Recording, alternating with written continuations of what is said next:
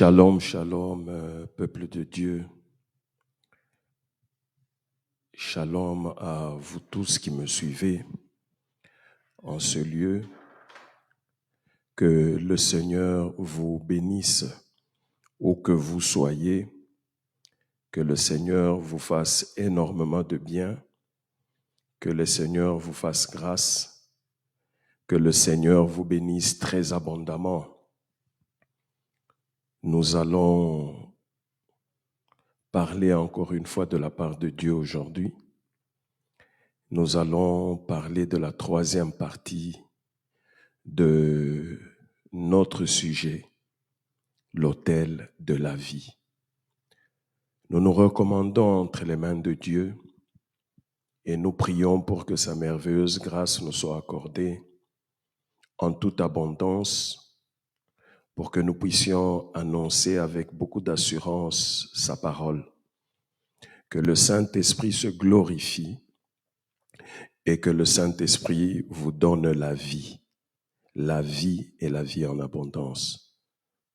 Au nom de Jésus-Christ, Amen. Mon frère, ma sœur, toi qui me suis, ça fait 3 semaines déjà que nous avons abordé ce sujet, que nous parlons de l'autel de la vie. Et aujourd'hui, nous allons encore richement vous bénir parce que en parlant de l'autel de la vie qui est la croix de Christ, nous sommes rentrés au fondement de l'Évangile, au fondement de la vie chrétienne, au fondement de notre appartenance en Christ. Un autel qui donne la vie et la vie en abondance. Nous avons lu pour cela Jean 10:10. Je vais encore relire ce verset qui est notre passage de base. Jean 10:10 dit ceci, pour ceux qui ne nous ont pas suivis les fois passées. Jean 10:10 dit, et ça c'est Christ qui parle, « Le voleur ne vient que pour dérober, égorger et détruire. Moi, je suis venu afin que les brebis aient la vie et qu'elle l'ait en abondance. » Christ, de qui il s'agit, il dit, il affirme, il confirme qu'il est venu pour un seul but, nous donner la vie et la vie en abondance. Donc, l'œuvre de Christ à la croix, c'était pour nous donner la vie et la vie en abondance. Nous qui étions morts par nos péchés, par nos offenses, il est venu ôter nos péchés. Il est venu porter nos péchés, nos souffrances, nos calvaires, nos problèmes au bois du calvaire pour nous donner la vie. Il a pris notre mort, il nous a donné sa vie. Et les évangiles expliquent ça. Le Nouveau Testament explique ça en profondeur. Alors aujourd'hui, j'aimerais te dire une chose, parce que c'est de ça que nous parlons. Christ a paru pour que nous puissions lui ressembler à lui, pour que nous puissions manifester sa vie, la plénitude de sa vie. Alors, si l'évangile qu'on te présente ne t'amène pas à ressembler à Christ, à manifester la vie de Christ, cet évangile a un problème. Si l'évangile qu'on te prêche t'amène à Moïse, t'amène à Abraham, t'amène à Josué, t'amène à Élie, t'amène à Élisée, t'amène à Ésaïe, t'amène à n'importe quel prophète de l'Ancien Testament, cet évangile a un problème. Si l'évangile qu'on te présente t'amène à l'apôtre Pierre, t'amène à l'apôtre Paul, t'amène à Jean, t'amène à Luc, t'amène à Marc, t'amène à ton pasteur, t'amène même à moi qui te parle, Fouille cet évangile-là. L'évangile doit t'amener à Christ et à Christ seul. Mais qu'est-ce que nous devenons, nous? Nous sommes les ambassadeurs de Christ. Nous sommes là pour présenter Christ. Nous sommes là pour parler de Christ, de l'autel de la vie de Christ. Nous sommes là comme commissionnaires en femmes de Christ. Si on doit utiliser un jargon vulgaire, nous sommes les instruments que Christ utilise pour aller baratiner les femmes pour lui et les lui amener. C'est lui l'époux. Nous ne sommes que des commissionnaires en femmes pour Christ.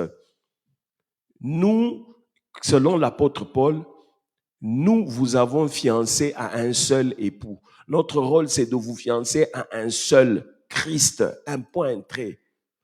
Pas de vous fiancer à nous. Nous, notre rôle, en tant que ministre de l'Évangile, en tant que commissionnaire de Christ, en tant que mandataire de Christ, en tant qu'ambassadeur de Christ, notre rôle, c'est de vous amener à Christ et à rien d'autre. Rien d'autre. Alors, vous amener à Christ, c'est vous amener à ressembler en Christ. Au finish, Christ doit être formé en vous. C'est-à-dire que la joie d'un ministre de l'Évangile, ce n'est pas qu'en prêchant les gens tombent. Ce n'est pas recevoir le miracle. Ce n'est pas recevoir des prophéties. Ce n'est pas raconter toute la lignée de la vie d'une personne. Non. La joie d'un ministre de l'Évangile, c'est de constater qu'il a amené les brebis du Seigneur à la stature parfaite de Christ, à la ressemblance de Christ. Sa joie, c'est de voir que Christ est formé dans ces gens-là. Parce que c'est pour cela qu'il est venu sur cette terre des humains. Alors, mon frère, ma sœur, toi qui me suis, j'aimerais vraiment que tu considères tout ce que nous allons faire aujourd'hui. Parce que le Seigneur va richement te bénir. Il va richement te faire du bien aujourd'hui. Dieu est fidèle. Dieu est bon. Et tout ce qu'il dit, il le réalise aussi. Dieu n'est pas un menteur. Alors, parcourons les saints évangiles pour que vous puissiez comprendre ce que nous sommes en train de dire. 1 Pierre 1, le verset 18 à 21. La fois passée, nous avons lu jusque 20. Aujourd'hui, je veux qu'on rajoute le verset 21 parce que c'est ça qui nous concerne. Mais suis-moi très bien parce que cette parole va richement te bénir. 1 Pierre 1, de 18 à 21. La Bible dit, sachant que ce n'est pas par des choses périssables, par de l'argent ou de l'or que vous avez été rachetés de la vaine manière de vivre que vous avez hérité de vos pères, mais par le sang précieux de Christ, comme d'un agneau sans tache et sans défaut. Écoutez le verset 20. Prédestiné avant la fondation du monde et manifesté à la fin de temps à cause de vous, qui par lui croyait en Dieu, lequel l'a ressuscité des morts et lui a donné la gloire, en sorte que votre foi et votre espérance reposent sur Dieu. Le verset 20 dit, prédestiné Christ, mais par le sang précieux de Christ, comme d'un agneau sans tache, sans défaut, prédestiné avant la fondation du monde et manifesté à la fin de temps à cause de nous. Bien-aimés, dans le cœur de Dieu, avant même la fondation du monde, Christ avait déjà été crucifié. Christ avait déjà été crucifié. Il avait déjà versé son sang précieux dans le cœur de Dieu. Cela avant même la fondation du monde, Christ avait déjà été crucifié. Il avait déjà versé son temps. Mais cela devait venir apparaître, venir se manifester en notre temps pour notre rédemption éternelle à cause de nous. Aujourd'hui, le merveilleux plan qui était dans le cœur de Dieu, il y a 2000 ans à Golgotha, s'est réalisé. Ça s'est accompli là, ça s'est manifesté là pour nous aujourd'hui. J'aimerais que tu comprennes bien. Suis-moi complètement parce que ce projet n'a pas commencé là à Golgotha. C'est un projet d'éternité. Dans l'éternité, ce projet-là avait déjà existé dans le cœur de Dieu. Christ avait déjà été crucifié. Donc, quand Christ apparaît, cela ne devait que s'accomplir parce que c'était déjà exécuté. C'est comme si dans l'éternité, dans le cœur de Dieu, le film avait déjà été tourné. Et donc, quand Christ vient, c'est la diffusion, la première diffusion de ce film-là apparaît là. Et donc, il n'y a rien à y changer, il n'y a rien à y corriger, tout doit marcher selon ce qui avait déjà été écrit. Et voilà pourquoi, quand bien même Christ, à un certain moment dans le jardin de Gethsémani, en regardant le film de ce qui devait arriver, la Bible dit, il avait éprouvé d'intenses douleurs en lui, en sorte que pendant qu'il priait, la sueur coulait comme des grumeaux de sang. À un certain moment, il regarde, il dit, Père, est-il possible que tu éloignes cette coupe-là de moi? Non, la souffrance que je vois venir est tellement atroce. Est-il possible que tu éloignes ça de moi? Est-il possible que tu procèdes différemment? Et ça, c'est moi qui dis. Je suis sûr que quelqu'un, la voix de Dieu lui a dit, il n'y a pas moyen qu'on change quoi que ce soit. Le scénario a déjà été tracé. Le film a déjà été tourné. Tu dois aller. Il n'y a rien à faire. Et Christ de rajouter directement, ça, moi, c'est moi qui interpose mes paroles. Mais là, Christ, lui-même dit, toutefois, non selon ma volonté, mais selon ta volonté. Or, sa volonté était déjà manifestement exprimée, déjà bien avant la fondation du monde. Christ devait bâtir l'unique autel qui donne la vie et la vie en abondance, sur lequel il a versé son sang. L'unique sang qui pouvait ôter le péché, qui pouvait nous amener à notre rédemption totale. Ça signifie à notre délivrance totale, à notre affranchissement total. Voilà pourquoi la Bible dit, si le Fils vous affranchit, vous serez réellement libre. Donc, l'unique schéma, c'est celui-là. Il n'y a pas un autre schéma en dehors de l'autel de la vie de Christ. Et je l'ai démontré la fois passée, il n'y a pas un autre autel à bâtir. L'unique autel éternel bâti sur lequel une seule offrande s'est offerte une seule fois pour toutes. C'est l'autel de la vie de Christ qui est la croix de Golgotha. Là où sa seule offrande a tout pris une seule fois pour toutes. Et voilà pourquoi il s'est écrié, tout est accompli. Il a tout achevé. Il n'y a rien à accomplir.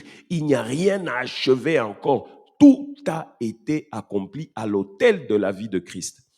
C'est avec le sang de Christ que nous détruisons les autels bâtis par le diable et son système dans notre vie. Ça, c'est correct.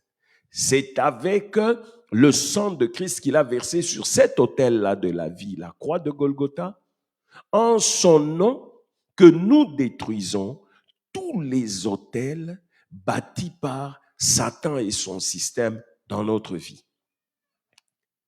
Uniquement par son sang précieux.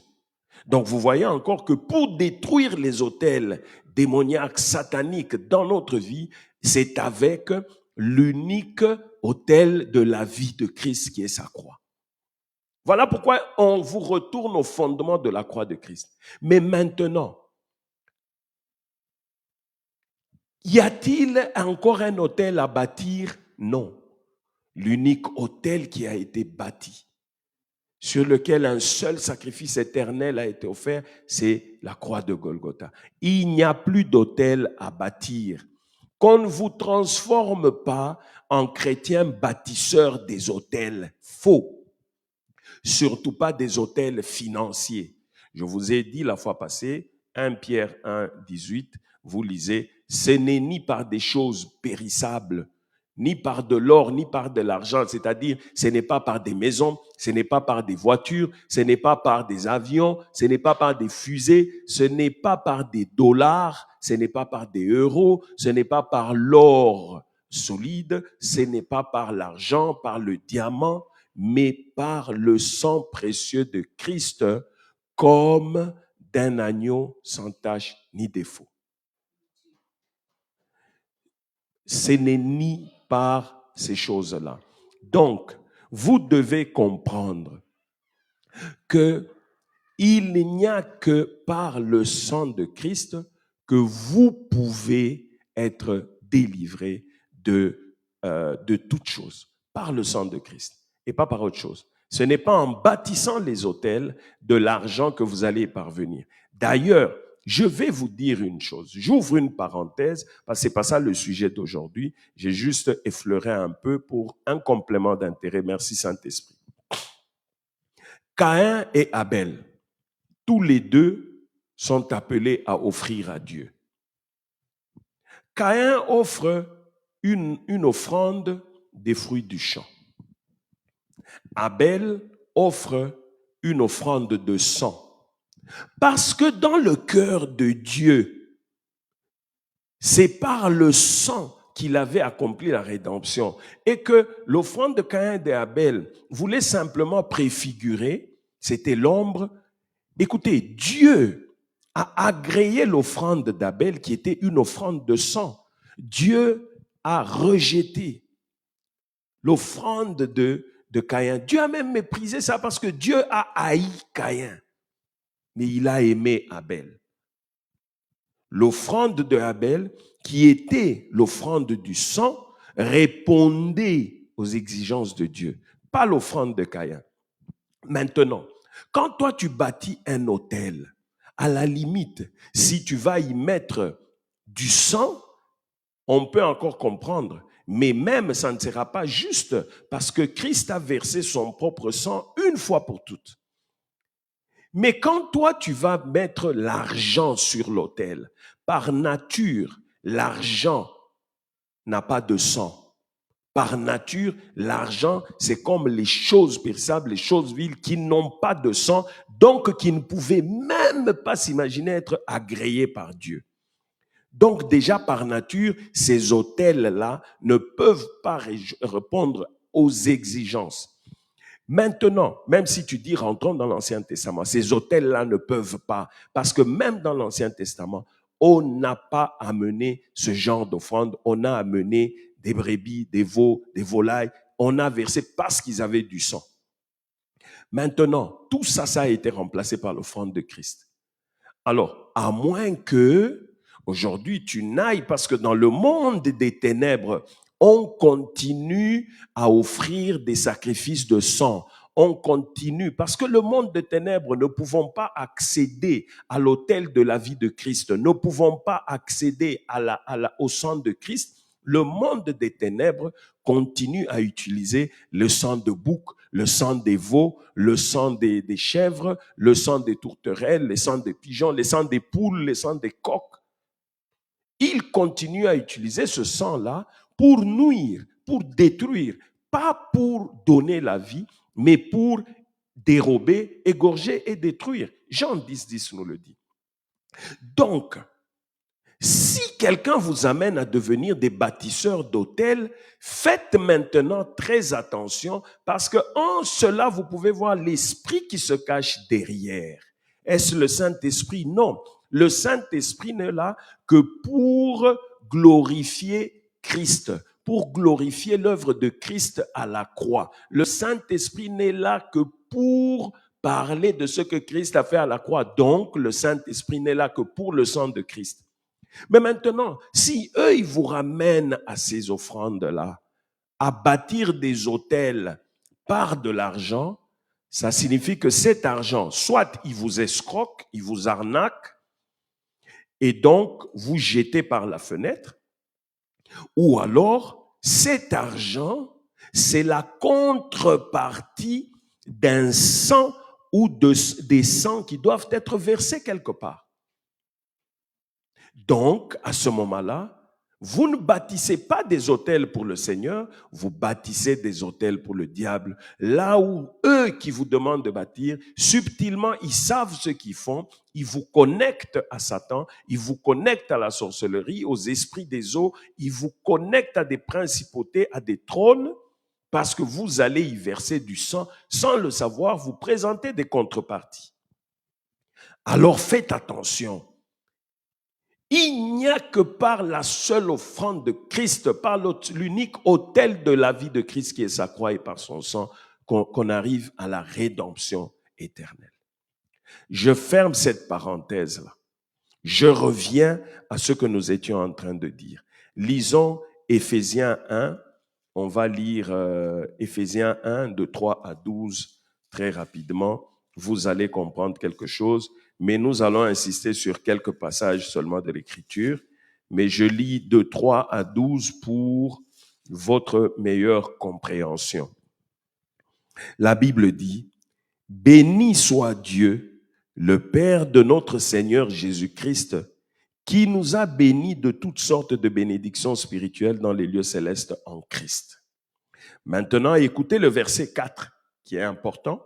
« En lui, Christ, en lui, Dieu nous a élus avant la fondation du monde pour que nous soyons saints et irréprochables devant lui, nous ayant prédestinés dans son amour à être ses enfants d'adoption par Jésus-Christ, selon le bon plaisir de sa volonté. » Vous entendez ici? Nous avons été prédestinés avant la fondation du monde. Et vous voyez que le plan de la rédemption, la Bible dit, c'était déjà avant la fondation du monde que Christ avait déjà versé son sang. L'autel de la vie était bâti. S'il était bâti avant la fondation du monde, c'est-à-dire qu'il était bâti, le sang avait été versé pour des gens. Il y avait donc des bénéficiaires. Et ici en Éphésiens, on nous signale que c'est nous les bénéficiaires. Il avait déjà, avant la fondation du monde, nous avions été déjà les bénéficiaires de ce sang-là. Nous avions été déjà les bénéficiaires de cet autel de la vie-là. Les bénéficiaires de l'autel de la vie de Christ. C'est-à-dire, avant même la fondation du monde, nous, dans le cœur de Dieu, dans ce film-là, nous étions les bénéficiaires de l'œuvre de Christ à la croix parce qu'il nous avait déjà élus, il nous avait déjà choisis pour être ses enfants d'adoption. Quelle grâce incommensurable! Quand toi tu dis, tu penses que Christ ne te connaît pas, il te connaît. Il ne te connaît pas d'aujourd'hui, il te connaît depuis avant la fondation de ce monde.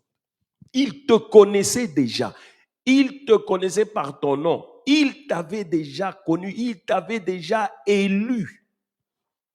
Tu n'es donc pas n'importe qui en Christ pour qu'on vienne te balloter à n'importe quel vent de doctrine, qu'on vienne t'éloigner de l'autel de la vie de Christ. C'est pour ça que je te dis, et je répète comme Paul, si quelqu'un t'amène un autre évangile, qu'il soit, fuis. Fuis. Si quelqu'un t'amène un évangile qui ne te conduit pas à l'autel de la vie de Christ, mon frère, ma soeur, déguerpis. Ta place n'est pas là-bas. Regarde ce que je suis en train de te dire. Maintenant, quand on lit le verset 7, il dit, en lui, nous avons la rédemption par son sang, la rémission des péchés selon la richesse de sa grâce, que Dieu a répandu abondamment sur nous par toute espèce de sagesse et d'intelligence. Écoutez le verset 9 et 10. Nous faisons connaître le mystère de sa volonté. Le mystère de sa volonté, Et on dit, selon le bienveillant dessein qu'il avait formé en lui-même, que lui, Dieu avait formé en lui-même pour nous. Ça n'a rien à voir avec toi. C'est dans sa souveraineté qu'il avait déjà formé ce bienveillant dessein, ce merveilleux dessein de ton salut par l'autel de la vie de Christ. Ça n'a rien à voir avec toi. Toi, tu n'es qu'un bénéficiaire. Accepte ça, uniquement un point, un trait. Reste dans ça, c'est tout. C'est dans sa souveraineté qu'il l'a voulu ainsi. Et on continue. Pour le mettre à exécution, lorsque le temps serait accompli, vous voyez, ce verset nous ramène à ce qu'on a lu dans 1 Pierre. Pour le mettre à exécution, ce merveilleux dessein-là, pour le mettre à exécution, lorsque le temps serait accompli, de réunir toutes choses en Christ, de centraliser toutes choses en Christ, celles qui sont dans les cieux comme celles qui sont sur la terre. Tout doit être centralisé en Christ. Voilà pourquoi Colossiens, quand vous lisez Colossiens 2, 8 à 10, vous comprendrez ce que la Bible dit. Je vais vite en Colossiens pour vous lire ce passage-là simplement. Il dit, prenez garde. Colossiens 2, 8 à 10 dit, prenez garde que personne ne fasse de vous sa proie par la philosophie, par une vaine tromperie, s'appuyant sur la tradition des hommes, sur les rudiments du monde et non sur Christ. Ici, la tradition des hommes, quelles que soient ces traditions-là, même les traditions judéo, je ne sais pas moi quoi, la cabale juive, les traditions de juifs, même si c'est ça, que personne ne t'amène à ça. Que personne ne te séduise par ces choses-là. C'est par Christ simplement. On dit, car en lui, Christ habite corporellement toute la plénitude de la divinité. Vous avez tout pleinement en lui, qui est le chef de toute domination et de toute autorité. Voilà. En Christ simplement et en personne d'autre. Alors quand on revient à Éphésiens 1, parce que j'étais en train de vous dire que tout est centralisé en Christ au travers de son autel de la vie qui est sa croix, là où il a versé son sang. La Bible dit ceci, verset 11 maintenant. En lui, écoutez, en lui, on répète encore, et faites attention quand Dieu insiste sur quelque chose. Il revient sur ça, il martèle, il enfonce le clou sur ça pour vous faire comprendre que c'est uniquement par l'autel de la vie de Christ et rien du tout. La croix et le sang de Christ et rien du tout. Écoutez le verset 11. Il dit, en lui, Christ, nous sommes aussi devenus héritiers, ayant été prédestinés. Vous voyez, prédestinés, suivant la résolution de celui qui opère toutes choses d'après le conseil de sa volonté. Pas d'après le conseil d'un ange, pas d'après le conseil d'un pasteur, pas d'après le conseil de qui que ce soit, mais d'après le conseil de sa propre volonté, c'est-à-dire d'après le conseil de sa souveraineté. Ça, c'est le domaine de la souveraineté de Dieu. Personne ne peut y mettre ses doigts. La rédemption, l'œuvre de la croix de Christ révèle la souveraineté de Dieu. Personne n'était au courant de ça. Personne n'était au parfum de ça. C'était lui qui l'avait déjà fait en son cœur. C'est selon le conseil de sa propre volonté, sa souveraineté. Il l'a voulu ainsi, que personne ne t'amène en dehors de ça, mon frère. Personne. Arrête. Quand tu vois des gens venir à toi pour faire de toi un bâtisseur d'autel, fuis. Fuis. Quand tu vois des gens venir à toi pour te faire rêver Moïse, Élie, Élisée, pour te faire faire n'importe quoi, même au nom de la puissance de Dieu, t'amener à ces gens-là, fuis. Si tu vois des gens t'amener à eux et pas à Christ, pas à l'œuvre que Christ a accomplie à l'autel de la vie, fuis. C'est le domaine de la souveraineté de Dieu. Personne ne peut approcher son petit doigt là-dedans. Personne.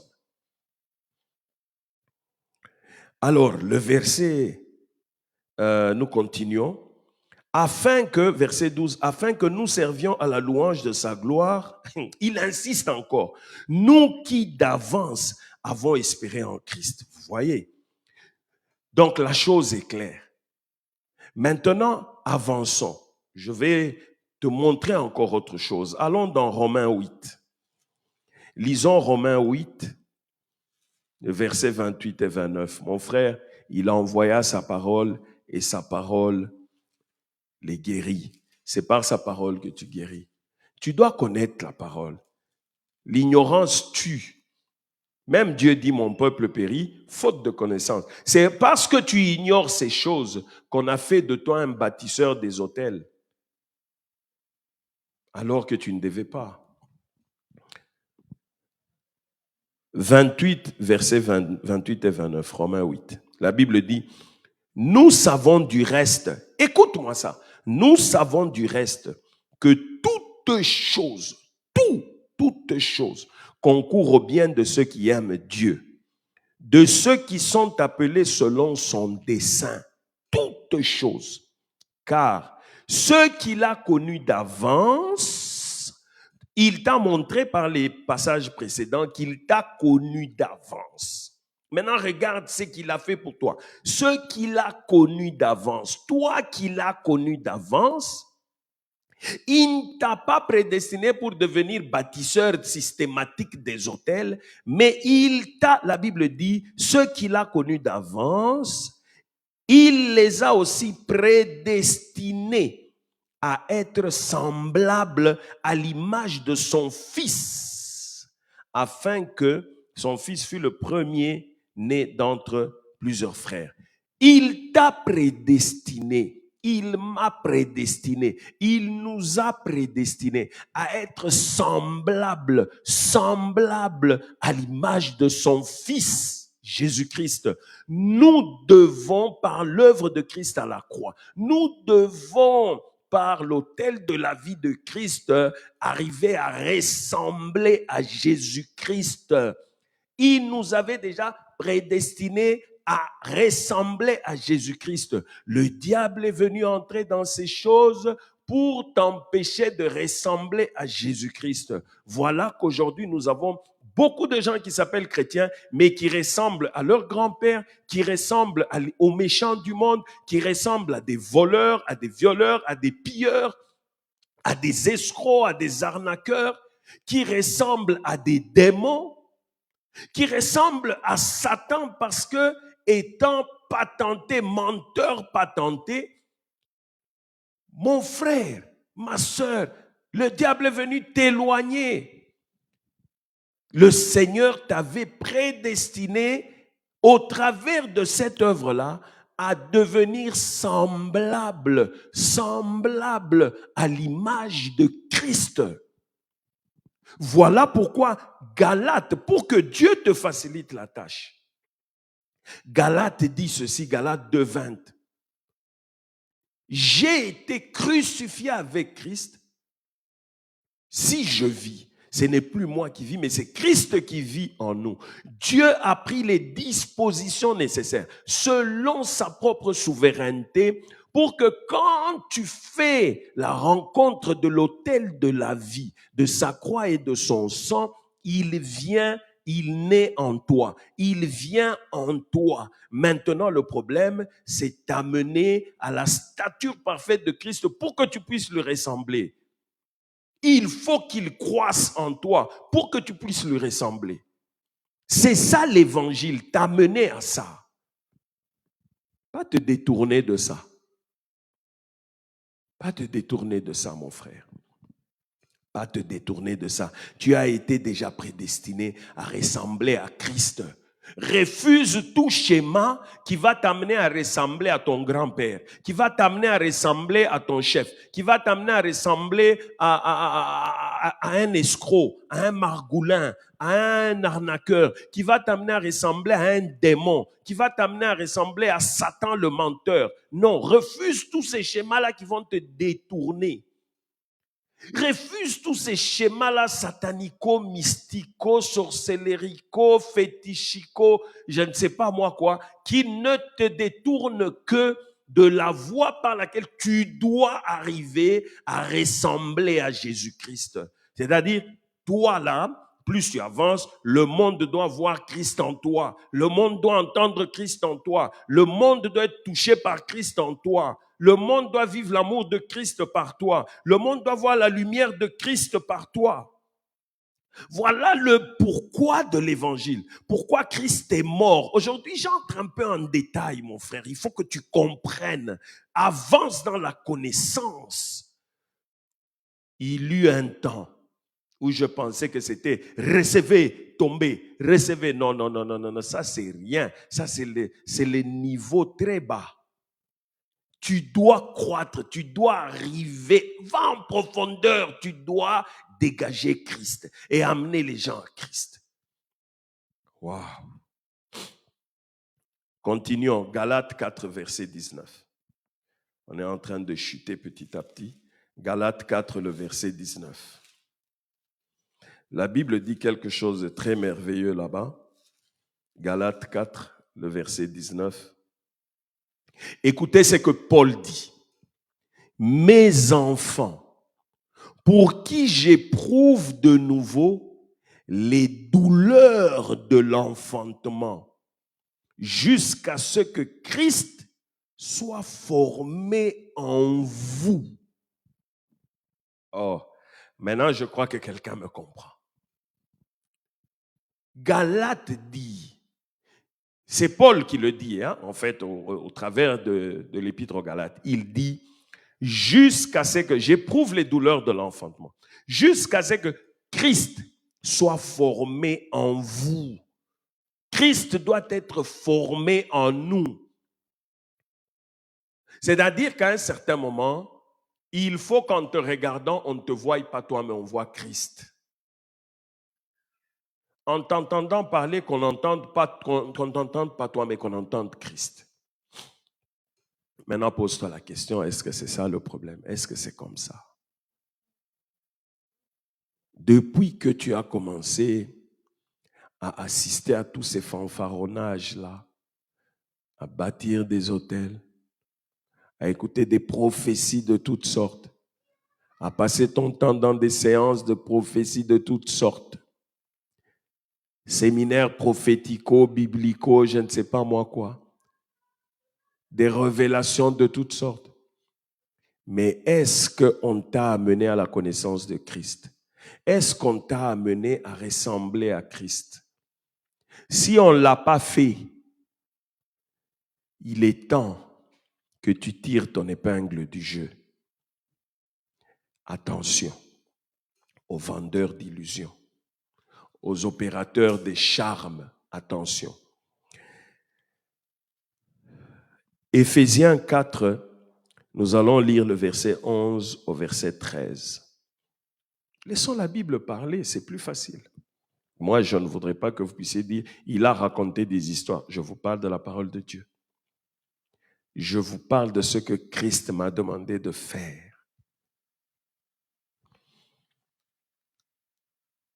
Éphésiens 4, versets 11 à 13. La Bible dit, « Et il a donné les uns comme apôtres, les autres comme prophètes, les autres comme évangélistes, les autres comme pasteurs et docteurs. » Écoutez les raisons d'être de ces 5 ministères. Écoutez bien les raisons d'être.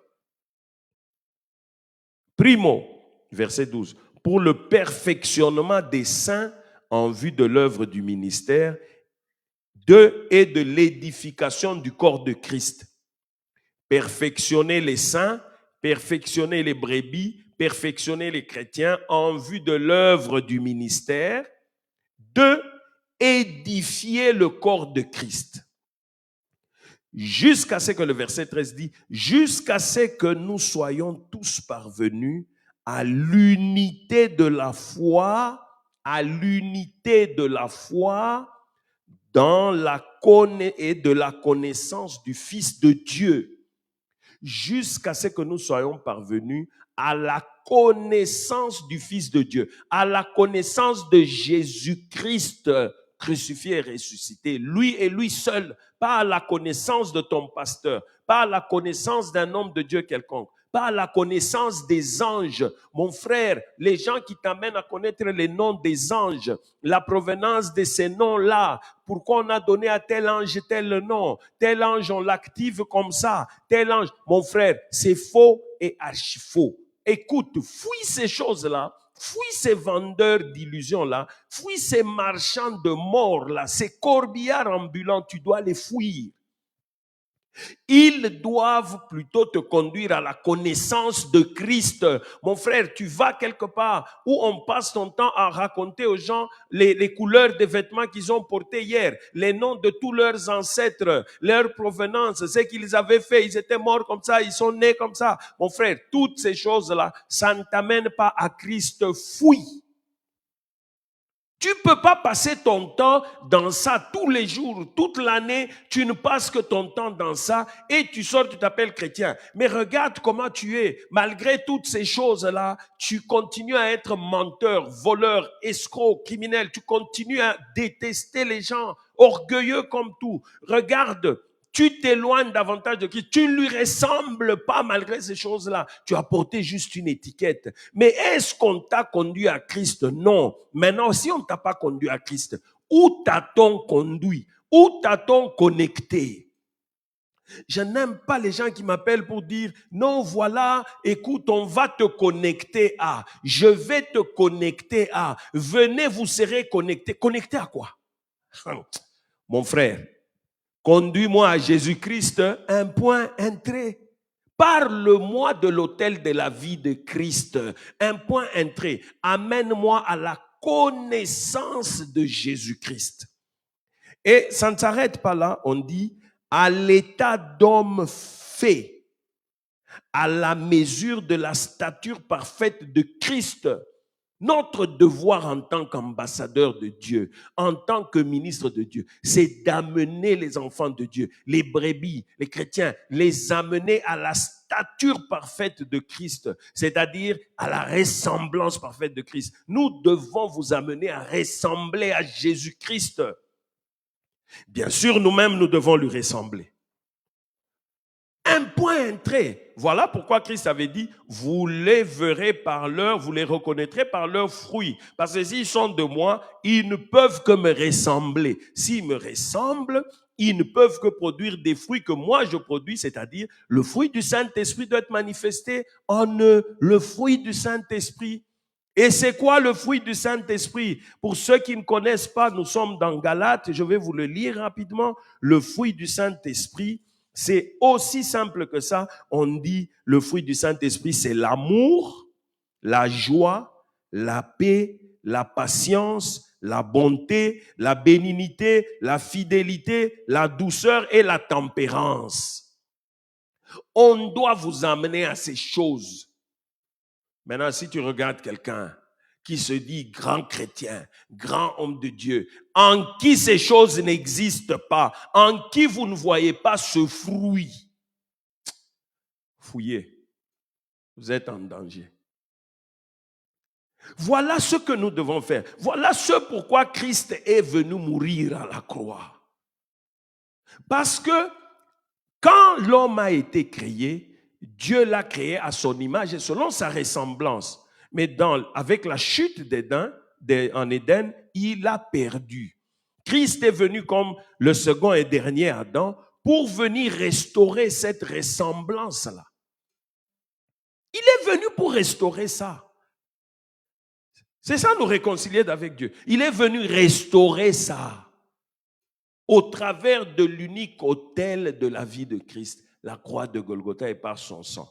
Et c'est ça que le Saint-Esprit atteste et c'est ça que le Saint-Esprit est venu glorifier. Mon frère, un évangile qui ne passe pas par ce schéma-là, le Saint-Esprit n'y est pas. Si vous voyez des manifestations, cela ne vient pas de l'Esprit de Dieu, c'est que vous connectez à des esprits sataniques qui opèrent aussi des miracles.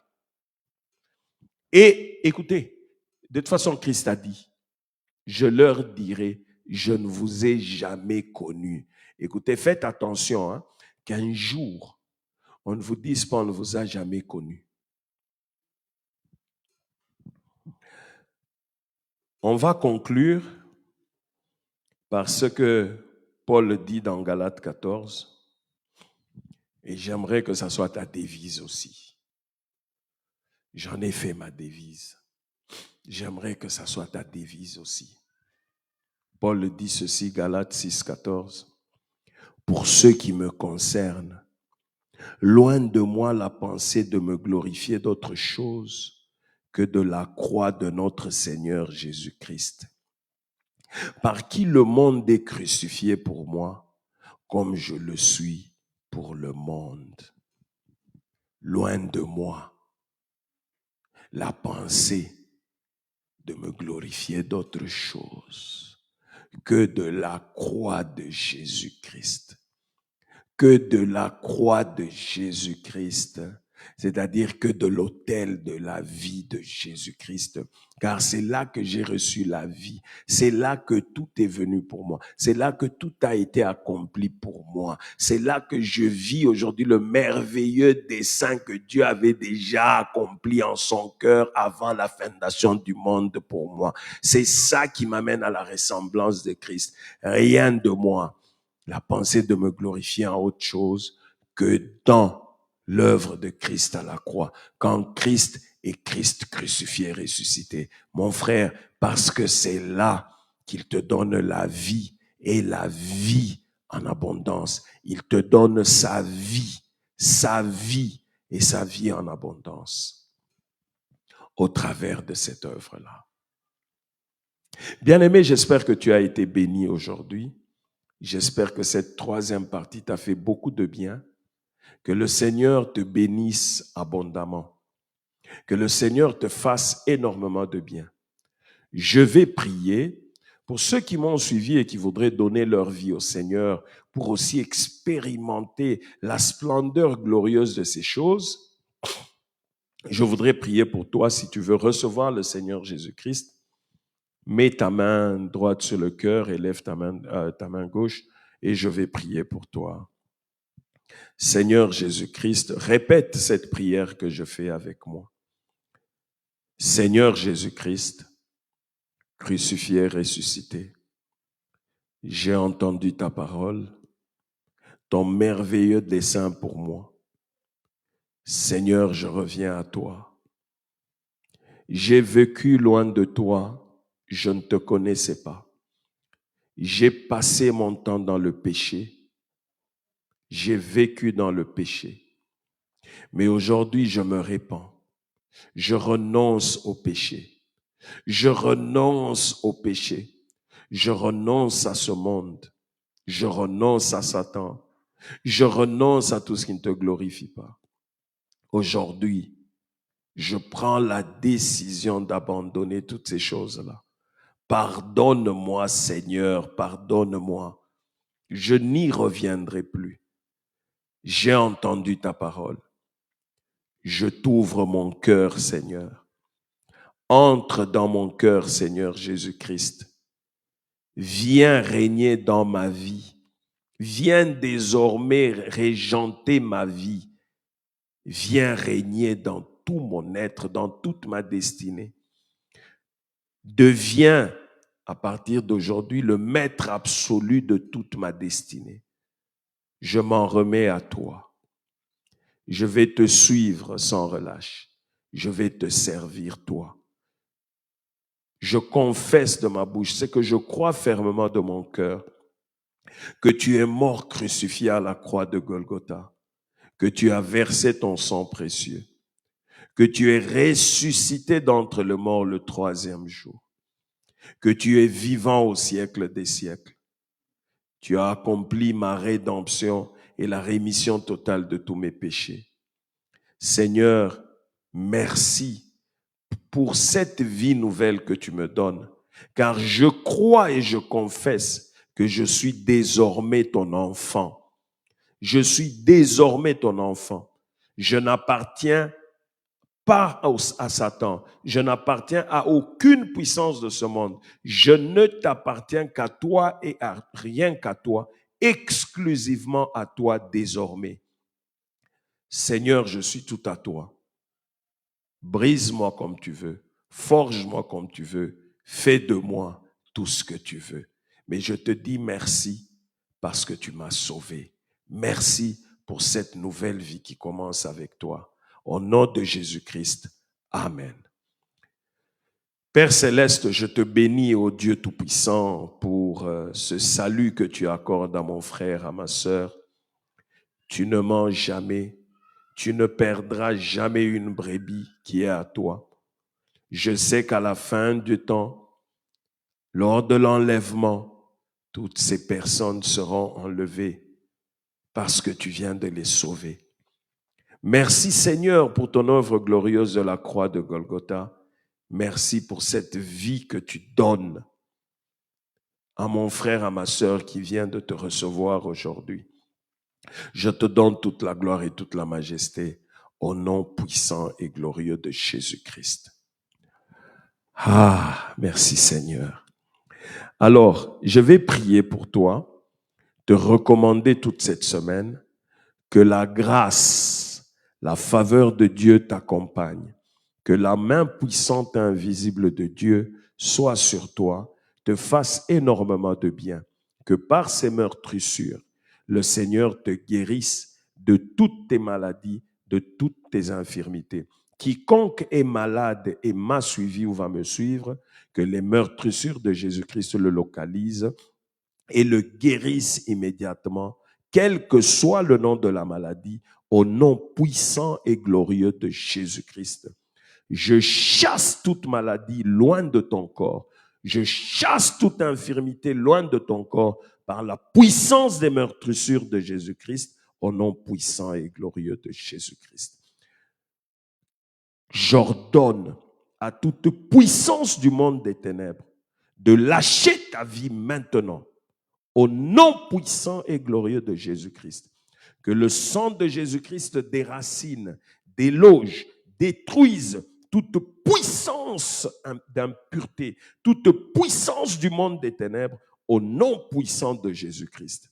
Que la grâce de Dieu te soit accordée, que la faveur de Dieu t'accompagne, que toutes tes actions soient bénies, que ton chemin soit béni, que les œuvres de tes mains soient bénies, que ta maison soit bénie, que tes enfants soient bénis, soient richement bénis, au nom puissant et glorieux de Jésus-Christ. Amen. Voilà, mon frère, nous sommes arrivés au terme de cette intervention d'aujourd'hui et nous pensons que le Seigneur t'a béni. Alors, si tu veux bénir ce ministère, tu as tous les canaux pour le faire. Tu as les écrits qui défilent. Tu peux le faire par Zelle, par Cash App pour ceux qui sont aux États-Unis ou au Canada. Pour ceux qui sont en Europe et tout, il y a des numéros de téléphone. Contactez-nous. Vous pouvez utiliser le PayPal qui est là. Mais si vous voulez utiliser Western Union ou MoneyGram, où que vous soyez, contactez-nous, faites-nous un message, écrivez-nous ou appelez-nous. Nous allons vous donner les détails.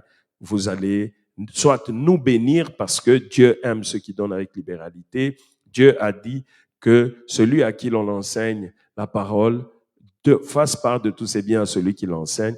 Dieu prend plaisir en ceux qui bénissent aussi ses serviteurs. Moi, je ne vous demanderai jamais de bâtir un hôtel. C'est faux, ça. Je suis contre ça par l'évangile, mais je vous dis, ce qui est bien, c'est les actions de grâce. Ce qui est bien, c'est bénir l'œuvre de Dieu. Ce qui est bien, c'est soutenir l'œuvre de Dieu. C'est bénir les orphelins, les veuves, c'est-à-dire les démunis par les aumônes. Ce qui est bien, c'est bénir les serviteurs de Dieu.